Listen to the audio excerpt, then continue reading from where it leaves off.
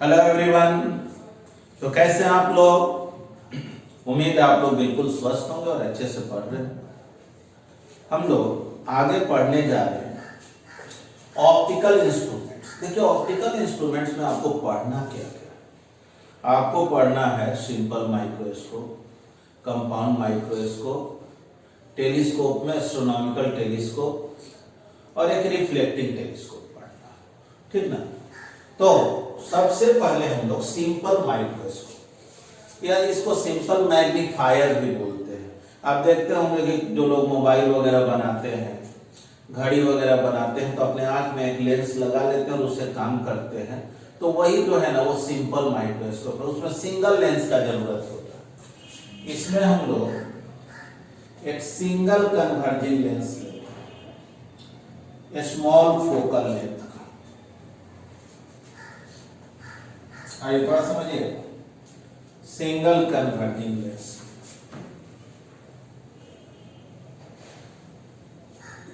अब जो है ऑब्जेक्ट को इसके फोकस के इनसाइड रख दे। मान लीजिए ऑब्जेक्ट को ये फर्स्ट फोकल पॉइंट को, ये सेकंड, दोनों साइड ना लेंस में होता है। मान लो ये एच हाइट का ऑब्जेक्ट है। यहां एक तो आप जानते हैं जो लाइट ऑप्टिकल सेंटर से पास करता है वो डायरेक्ट जाता है, और दूसरा जो पैरेलल लाइट, देखो लाइट जो ऑप्टिकल सेंटर से जाता है वो तो डायरेक्ट जाएगा, और दूसरा लाइट जो पैरेलल इंसिडेंट होगा वो कहां से पास करता है? तो फोकस से पास। तो ये फोकस से पास करेगा, ठीक ना? ये इसका फोकल लेंथ। देखो आगे अब इसको कितना भी बढ़ाओगे मिलने वाला तो है नहीं। इसको अगर पीछे एक्सटेंड करें, देखो इधर जो इसका इमेज बन गया, यानी सिंपल माइक्रोस्कोप में, चलो इमेज के हाइट को हम एच डैश, सिंपल माइक्रोस्कोप में ऑब्जेक्ट को हम लोग फोकस के इनसाइड में रखते हैं और उसका मैग्नीफाइड इमेज जो है वो सेम साइड में बन जाता है, ठीक? अरेंजमेंट तो यही। देखो अगर ऑब्जेक्ट को और दूर ले जाए, फोकस तक ले जाएंगे, तब तो इमेज इधर बनेगा। लेकिन अगर फोकस के बाहर रख दिया, यहां ऑब्जेक्ट रख दें तो अब इसका इमेज इस साइड बनेगा। तब ये कोई आपके लिए मैग्नीफायर का काम नहीं करेगा। आप तो इधर से ना देख रहे हैं, तो इधर इमेज बनेगा तभी ना देखिए। यानी ऑब्जेक्ट फोकस के आउटसाइड नहीं जाना चाहिए, ठीक? अब देखिए जनरली हम लोग दो तरह का केसेस का बात करते हैं। हम लोग एक तो चाहते हैं कि इमेज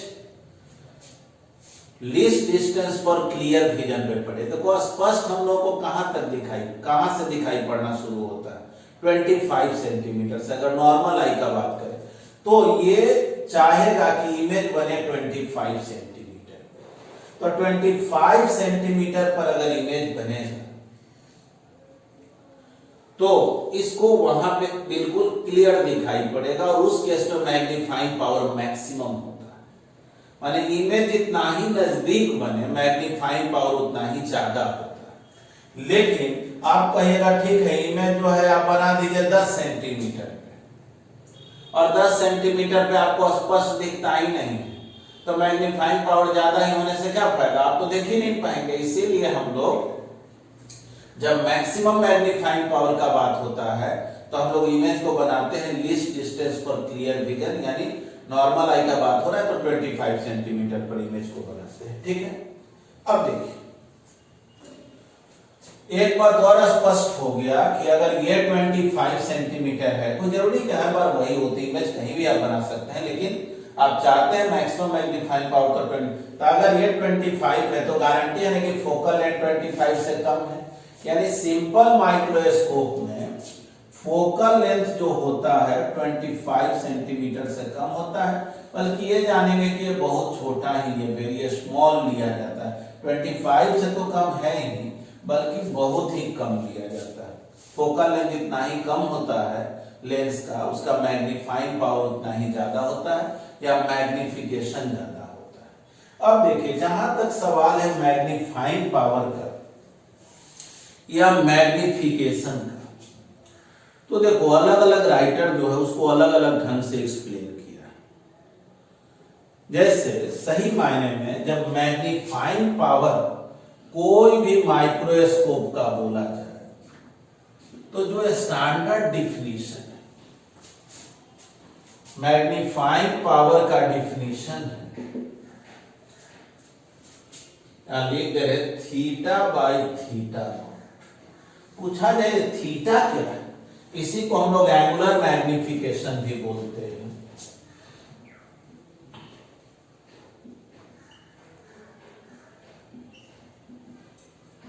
देखो थीटा का मतलब होता है angle subtended by the image on, और थीटा नॉट का मतलब होता है angle subtended by the object on the eye when object is placed at least distance for clear vision। समझिएगा, least distance for clear vision मतलब कि theta naught, थोड़ा समझे, थीटा नॉट को इस फिगर से कोई लेना देना नहीं। थीटा नॉट क्या है, तो कह रहा है कि ऑब्जेक्ट को 25 सेंटीमीटर पे रखें, least distance for clear vision को हम लोग डी से डिनोट करते हैं, और नॉर्मल आई के लिए, जैसे किसी को आई में डिफेक्ट है तो least distance for clear vision अलग अलग भी हो सकता है ना, लेकिन नॉर्मल आई के लिए 25 सेंटीमीटर हम लोग लेते हैं। यानी कि ऑब्जेक्ट को आप 25 सेंटीमीटर पे रखें, डी डिस्टेंस पर रखें, और ये जितना बड़ा एंगल बनाएगा इसी एंगल को थीटा नॉट, ठीक ना, इस एंगल को क्या बोलेंगे, थीटा नॉट। तो देखो तो tan theta not perpendicular upon base, tan theta not को यहाँ अप्रोक्सीमेटली थीटा नॉट लिखते हैं क्योंकि थीटा नॉट है h बाई टी। अब देखें, ये तो हम लोग थीटा नॉट देखें, थीटा का मतलब क्या, तो थीटा का मतलब हुआ angle subtended by the image on I. तो देखो यही इमेज जो आई पे एंगल बनाया, एक्चुअल में ऑप्टिकल सेंटर पे जो एंगल बनाता है ना, इसी को बोलते, ये हो गया थीटा, इमेज जो एंगल बनाया थीटा। सोचो इसमें tan थीटा निकालोगे तो h डैश बाई ये इमेज डिस्टेंस, या अगर इसके द्वारा देखो तो ऑब्जेक्ट अगर u डिस्टेंस पर है, देखो ऑब्जेक्ट अगर u डिस्टेंस पर है तो इस छोटा वाला ट्रायंगल से tan theta h by u आ जाएगा, ठीक ना। Theta approximately equal to tan theta क्या आ गया, h बाई u, है ना। तो मैग्नीफाइंग पावर क्या होगा, थीटा बाई थीटा नॉट, ठीक ना। मैग्नीफाइंग पावर सिंपल माइक्रोस्कोप का हो गया थीटा बाई थीटा नॉट, और थीटा कितना आया है, h बाई यू, और थीटा नॉट कितना आया है, h बाई डी। तो मैग्नीफाइंग पावर आ गया d बाई यू, यही जनरल फॉर्मूला है ना। मैग्नीफाइंग पावर का फॉर्मूला हो गया d/u। देखो जी, अब थोड़ा समझना इसमें, इमेज जो है ना, जितना ही नज़दीक से नज़दीक बनेगा मैग्नीफाइंग पावर ज़्यादा होता, और दूर से दूर यानी इन्फिनिटी पर अगर इमेज बने तो देखो इमेज इन्फिनिटी पर कब बनेगा, थोड़ा सोचो तो। जब ऑब्जेक्ट डिस्टेंस f के इक्वल हो, यानी मैग्नीफाइंग पावर तब क्या हो जाएगा, d/f। उसी को हम लोग नॉर्मल एडजस्टमेंट बोलते हैं। अगर वर्ड यूज किया जाए ना कि सिंपल माइक्रोस्कोप को यूज किया जा रहा है नॉर्मल एडजस्टमेंट के लिए, तो नॉर्मल एडजस्टमेंट का मतलब होता है फाइनल इमेज कहाँ बना रहे हैं, इन्फिनिटी पर, यानी एक तरह से ऑब्जेक्ट को कहाँ रख दे रहे हैं, फोकल लेंथ पर, तो बस u के जगह f लिख दे, है ना। तो चलिए पहले तो आप इसको नोट करें। आइए समझे, बोलेंगे फॉर नॉर्मल एडजस्टमेंट, ये वर्ड जब भी यूज किया जाए ना, सिंपल माइक्रोस्कोप हो या कंपाउंड माइक्रोस्कोप, नॉर्मल एडजस्टमेंट के केस में image is formed at infinity.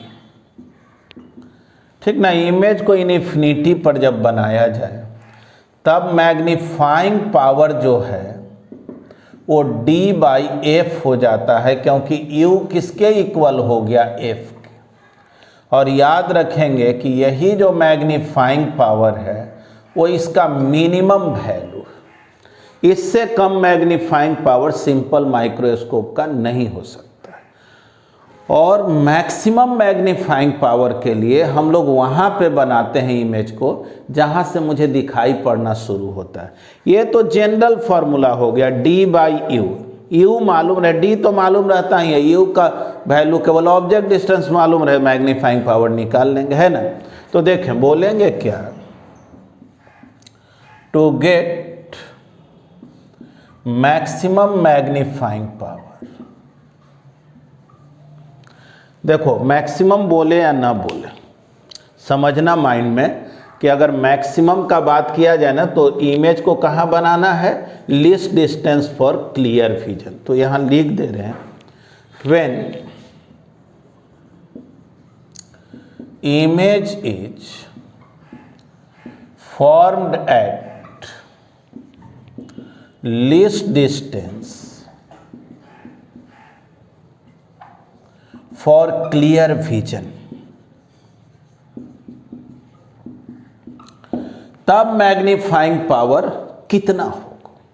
General formula तो हम लोग जान रहे हैं, d/u को मैग्नीफाइंग पावर बोलते हैं, तो 1/v minus 1/u 1/f। Image कहाँ बन रहा है, 25 पर है, ठीक है। ऑब्जेक्ट कहाँ है, -u पर, ठीक ना। इमेज को 25 पर बना रहे हैं, ऑब्जेक्ट इस साइड है -u, और कन्वर्जिंग लेंस का फोकल लेंथ पॉजिटिव होता है, तो f। थोड़ा देखना, अगर बोथ साइड d से मल्टीप्लाई करते हैं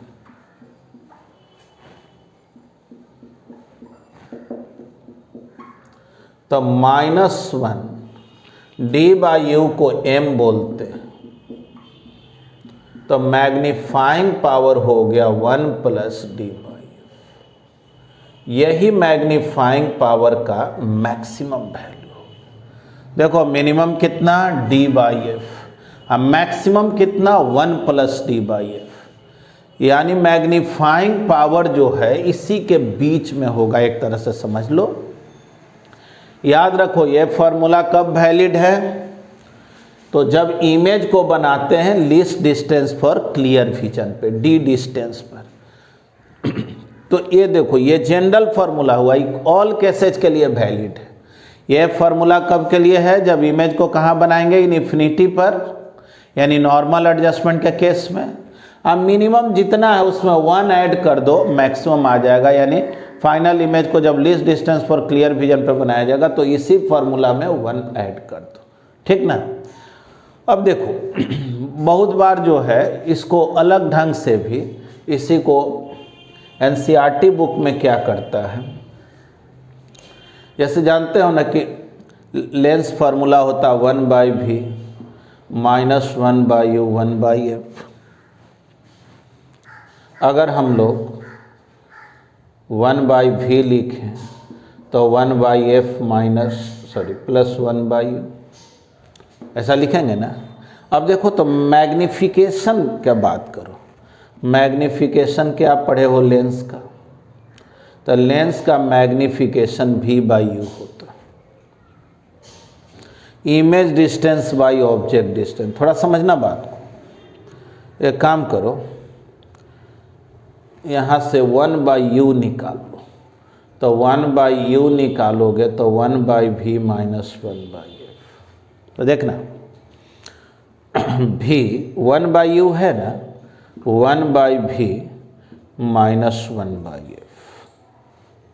देखो तो क्या आ गया, 1 b से v कट गया माइनस v/f। ये भी आ गया ना मैग्निफिकेशन का फॉर्मूला। और सोचो अगर इमेज बन रहा हो 25 सेंटीमीटर पर तो v क्या हो गया -d, इमेज डिस्टेंस को -d लिखेंगे। तब देखो तो मैग्निफिकेशन कितना आ गया, तो मैग्निफिकेशन हो गया 1 माइनस d/f। देखो तो 1 प्लस d/f, वही फार्मूला आ गया कि नहीं। यानी एक तरह से मैग्निफिकेशन और मैग्नीफाइंग पावर दोनों एक ही चीज़ को ना रिप्रेजेंट कर रहा है। एक तरह से मैग्नीफाइंग पावर क्या बतलाता है या मैग्निफिकेशन क्या बतलाता है कि ऑब्जेक्ट का जो भी साइज है, हाइट है, उससे कितना टाइम्स बड़ा करके, एनलार्ज करके वो आपको इंस्ट्रूमेंट दिखाएगा, जो भी अपरेटस है, चाहे वो सिंपल माइक्रोस्कोप हो या कम। तो एनसीईआरटी बुक में देखेंगे वो इस तरह से एक्सप्लेन कर दिया है। वैसे ये जानेंगे कि स्टैंडर्ड वे में जब एक्सप्लेन हम लोग करते हैं तो एंगुलर मैग्निफिकेशन के आधार पे करते हैं। तो आप ऐसे लिखें, ऐसे लिखें, उसमें गलत कुछ भी नहीं है। चलिए नोट करें इसको। आइए अब हम लोग सीखते हैं कंपाउंड माइक्रोस्कोप को। देखिए कंपाउंड माइक्रोस्कोप में हम लोग 2 ठो कन्वर्जिंग लेंस को लेते हैं। ये जो कन्वर्जिंग लेंस है इसको हम लोग ऑब्जेक्टिव बोलते हैं, क्योंकि ऑब्जेक्ट को फेस करता है, ऑब्जेक्ट के नज़दीक होता है। और जो आँख के नज़दीक होता है उसको आईपीस या ओक्यूलर भी बोला जाता है। देखिए फिगर से यह स्पष्ट है कि आईपीस का जो फोकल लेंथ है वो ऑब्जेक्टिव से बड़ा है, या इसका जो डायमीटर है उससे ये बड़ा साइज का डायमीटर आईपीस का है, या अपर्चर बोले तो आईपीस का बड़ा है ऑब्जेक्टिव से। ठीक। देखिए ऑब्जेक्ट को हम लोग क्या करते हैं कि इसके फोकस के आउटसाइड रखते हैं। ठीक ना, ये ऑब्जेक्टिव जो लेंस है इसके फोकल लेंथ के आउटसाइड में ऑब्जेक्ट को रखते हैं। तो इसका इमेज इस साइड में बना, यानी ऑब्जेक्ट ए बी है तो इसका इमेज जो है a', b' बना इस साइड। ठीक। अब ये जो इमेज है वो इसके लिए ऑब्जेक्ट का काम कर दिया। कैसे? सिंपल माइक्रोस्कोप में अभी काम किए थे ना, समझ लो ये सिंपल माइक्रोस्कोप ये, और ऑब्जेक्ट इसके फोकस के अंदर रखते हैं। यानी कोशिश करते हैं कि ये जो इमेज a', b' बने वो इसके फोकस के अंदर बने और इसका मैग्नीफाइड इमेज इसी साइड बने। ठीक ना। याद करो सिंपल माइक्रोस्कोप में भी क्या किया जाता है, ऑब्जेक्ट को फोकस के अंदर रखा जाता है और उसका मैग्नीफाइड इमेज जो है सेम साइड में, ठीक ना, बन जाता है। अब चलो अगर हम लोग बात करें मैग्नीफाइंग पावर का, मेन तो वही काम रहता है। तो देखो जैसे बतलाए कि अलग अलग राइटर जो है उसको एक्सप्लेन अलग अलग ढंग से करते हैं। पहले जो एनसीईआरटी बुक में जिस ढंग से एक्सप्लेन किया गया है उसको एक्सप्लेन कर दे रहे, फिर दूसरे मेथड को भी बतला दें। जैसे देखो ये पैरेलल लाइट गया तो जाहिर है ना ये फोकस पे तो क्रॉस किया होगा, यानी कि ये F0। वैसे अगर ये फोकस के फोकस पे ही होता तब तो एफ ई होता, लेकिन इसको लिख दे रहे हैं यू ई, मतलब ऑब्जेक्ट डिस्टेंस हो गया इसके लिए। ये अलग बात है कि ये लगभग जो है ना इसके फोकल लेंथ के इक्वल, इसके फोकल लेंथ को एफ ई से डिनोट करेंगे, आई पीस का ये लगभग इक्वल होता है एफ ई के, लेकिन एक्यूरेट इक्वल हो जाएगा तब तो इमेज इन्फिनिटी पे ना बन जाएगा, तो इसको यू वी लिखें। और देखो यहाँ से यहाँ तक का जो गैप है इसको कैपिटल एल से डिनोट कर रहे हैं। वैसे प्रैक्टिकल वे में देखें ना तो एफओ वेरी स्मॉल होता है, और इस एल के कंपैरिजन में यूवी भी बहुत कम होता है। वैसे अगर पूछा जाए ट्यूब लेंथ क्या होगा, पूरा लेंथ क्या होगा, तो कहने के लिए तो हम लोग बोलेंगे FO plus L plus UV, दोनों तीनों के बीच का, लेकिन ये एल जो है अकेले इनसे इतना बड़ा होता है एफओ और यूवी से, जिससे कि एल ही एक इनडायरेक्ट वे में ट्यूब लेंथ का काम करने लगता है, दोनों के बीच के सेपरेशन का काम कर। लेकिन फिर भी अगर हम लोग एक्यूरेट बात करें तो वो तो बात कह नहीं पाएंगे। ध्यान से देखें, अगर हम लोग इसका मैग्निफिकेशन का बात करें, मैग्निफिकेशन फॉर ऑब्जेक्टिव, चलो ऑब्जेक्टिव के लिए मैग्निफिकेशन का बात करते हैं। तो देखो ये जानते हो ना कि मैग्निफिकेशन जो होता है height of image by height of object. देखो इस ऑब्जेक्टिव के लिए ये इमेज है, height of image H dash और height of object H, H dash by H. थोड़ा समझना है, अगर हम लोग इस एंगल को बीटा बोले, थोड़ा देखना बढ़िया से, तो tan बीटा लिखें तो हो गया h बाई एफ ओ, ठीक ना। ये जो हाइट है वो तो h है ना, h बाई एफ ओ यहाँ लिख दे रहे हैं, इधर ही लिख रहे हैं। देखो tan beta h by F O, और tan बीटा इस ट्रायंगल से लिखे h डैश बाई एल। तो थोड़ा सोचो तो, यहां से h डैश बाई एच निकाले तो l बाई एफ ओ होगा क्या, यानी l बाई एफ ओ। चलो एक फॉर्मूला तो आ गया, मतलब कि मैग्निफिकेशन फॉर ऑब्जेक्टिव, ठीक ना, इस लेंस के लिए, ऑब्जेक्टिव के लिए। और अगर आई पीस के लिए मैग्निफिकेशन का बात करें तब तो अभी हम लोग पढ़े थे कि 1 प्लस डी बाई एफ होता है अगर इमेज को कहाँ बनाए 25 सेंटीमीटर पे, और डी बाई एफ केवल होता है जब इमेज को इन्फिनिटी पर बनाया जाए। यानी बोलेंगे क्या कि when image is formed at least distance for clear vision, ठीक ना। व्हेन फाइनल इमेज का बात कर रहे हैं, ये वाला इमेज, ये जो image A dash B dash है इसके लिए ऑब्जेक्ट का काम करेगा ना। जब फाइनल इमेज को, when final image is formed at least distance for clear vision, then magnification for I piece,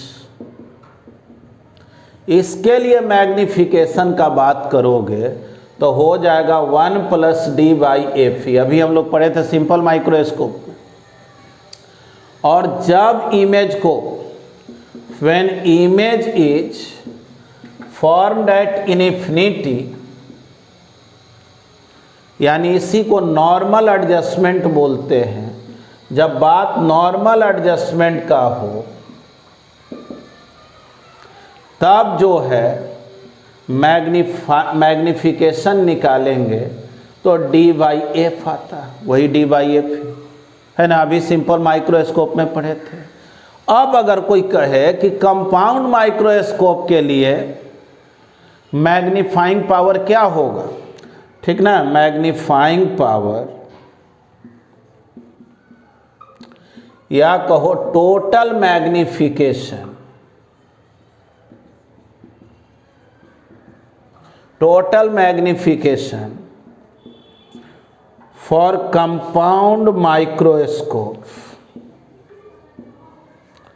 तो ये जानेंगे कि दो लेंस अगर हो और पूछा जाए कि पूरे सिस्टम का मैग्नीफाइंग पावर क्या होगा, तो बोलेंगे कि पहले एक का मैग्निफिकेशन देख लो, दूसरे को देख लो, मल्टीप्लाई कर दो।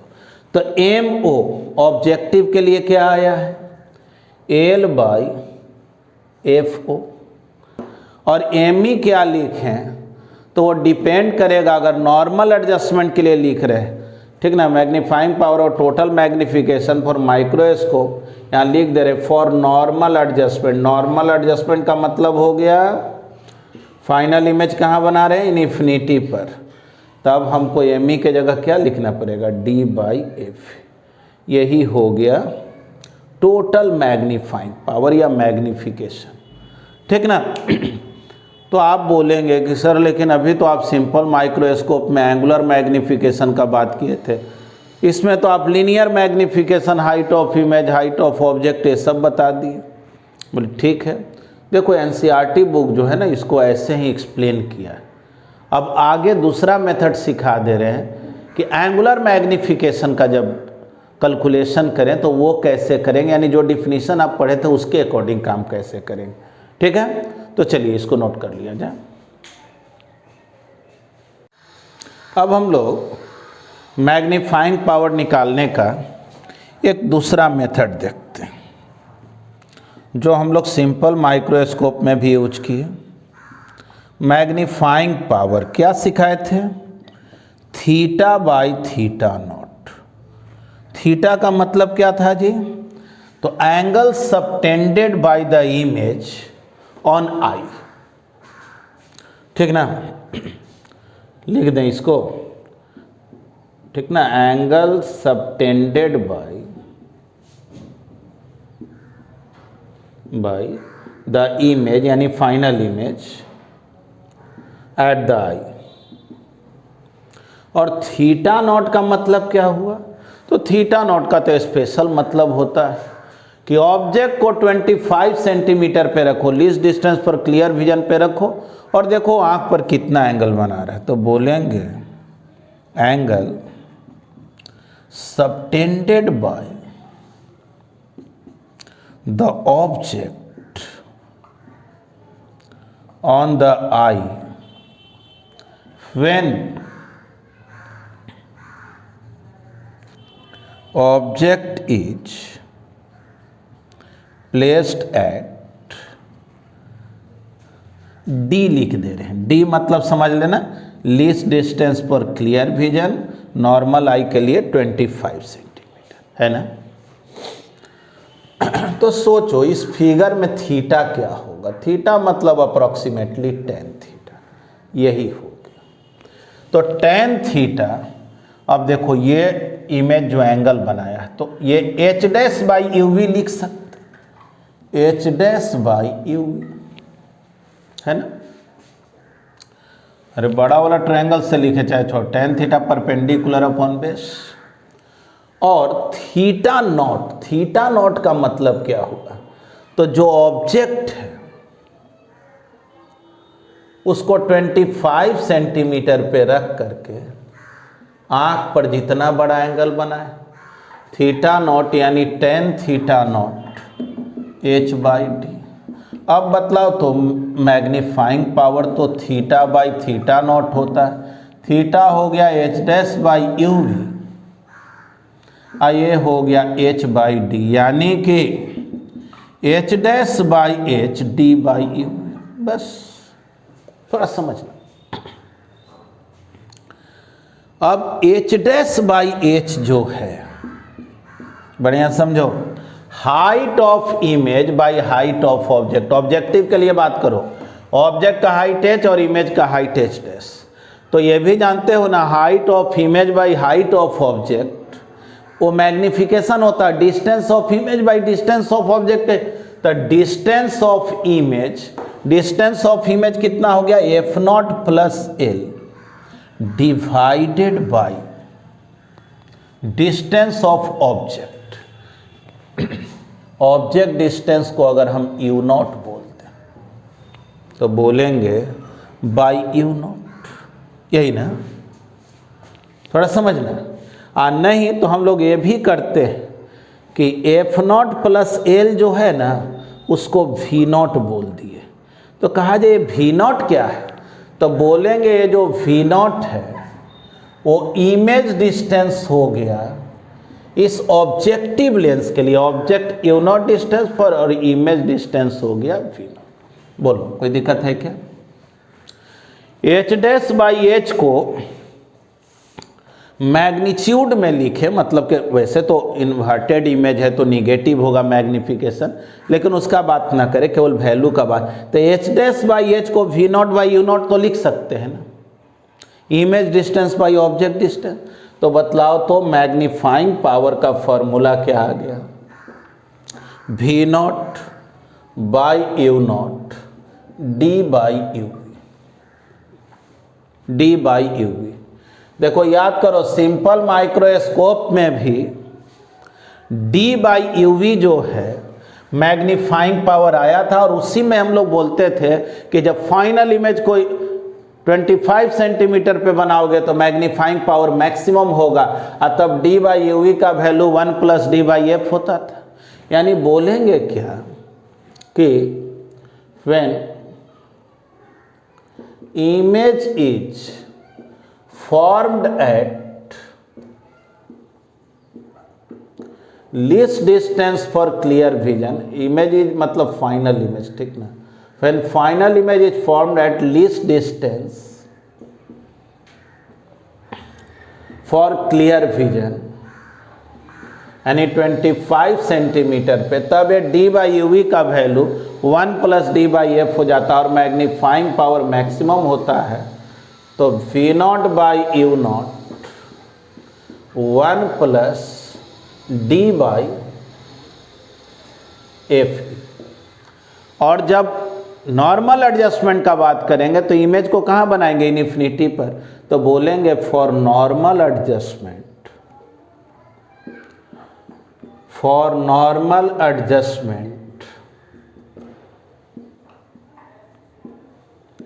image is formed at infinity।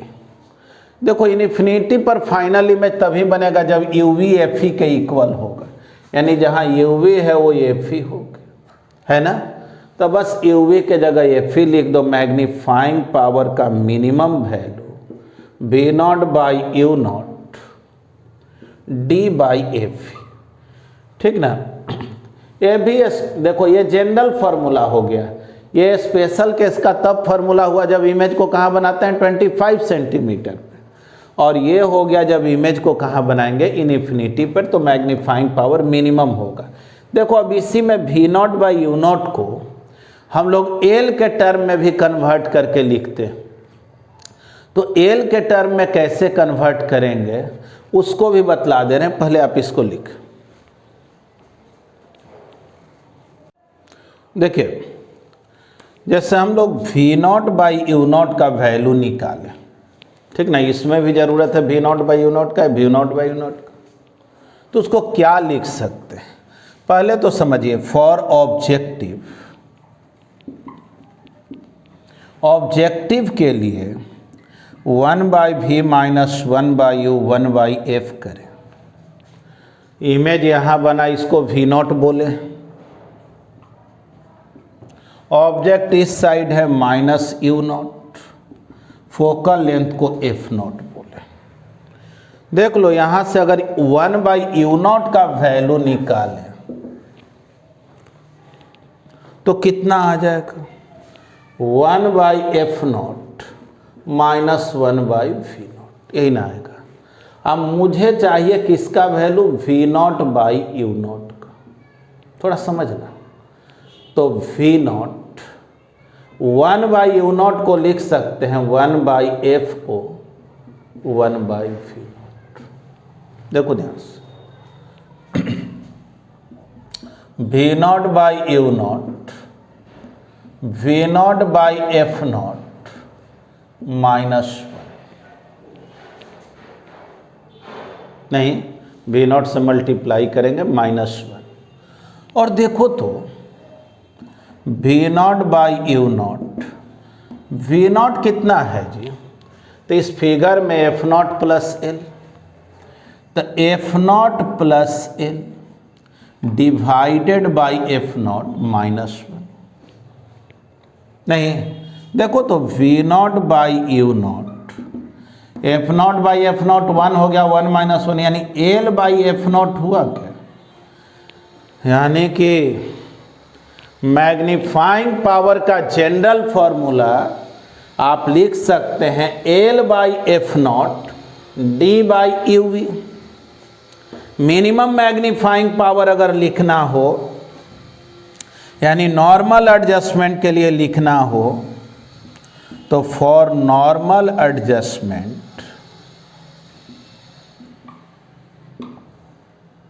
Magnifying power क्या आ गया जी, तो L by F naught D by F. ये नॉर्मल एडजस्टमेंट के लिए हुआ, मैक्सिमम के लिए मतलब आपको बस याद रखना है कि V naught by U naught कितने के इक्वल, तो एल बाई एफ नॉट के इक्वल। प्रूव्ड भी हो गया है ना, एल बाई एफ नॉट के इक्वल। तो चलिए यहाँ तक तो हम लोग समझ गए, इसको थोड़ा स्पष्ट लिख दे रहे हैं। तो देखो हम लोग सिंपल माइक्रोस्कोप भी पढ़ लिए, कंपाउंड माइक्रोस्कोप भी पढ़ लिए, थियोरेटिकली भी पढ़े, उसका डेरिवेशन भी पढ़ लिए। हाँ, इस पर बेस्ड अभी न्यूमेरिकल नहीं बतलाए हैं, लेकिन तब तक आप लोग इतना ही सीखे।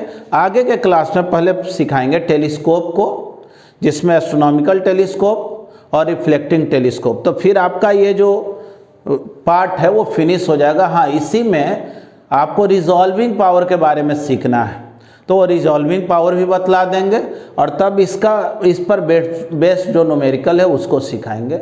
और लास्ट में आएंगे जो पहले आपको फॉर्मूला सिखाया, lens maker formula, μ2 by V minus v1 by U, μ2 minus v1 by R, वो सब पर हम आपको एप्लीकेशन नहीं सिखाएंगे, लास्ट आवर में उसको भी सिखा देंगे। तब आपका जो ज्योमेट्रिकल ऑप्टिक्स है पूरी तरह से फिनिश हो जाएगा। हम एक कोशिश ही नहीं कर रहे हैं कि इस बार के सिलेबस में कटौती क्या किया गया है, नहीं किया गया, बल्कि कोशिश कर रहे हैं कि ज़्यादा से ज़्यादा जो है आपको कंटेंट भी बता दें, क्योंकि कॉम्पिटिटिव एग्ज़ाम में उसका ज़रूरत पड़ सकता है। ठीक ना, थैंक यू, धन्यवाद।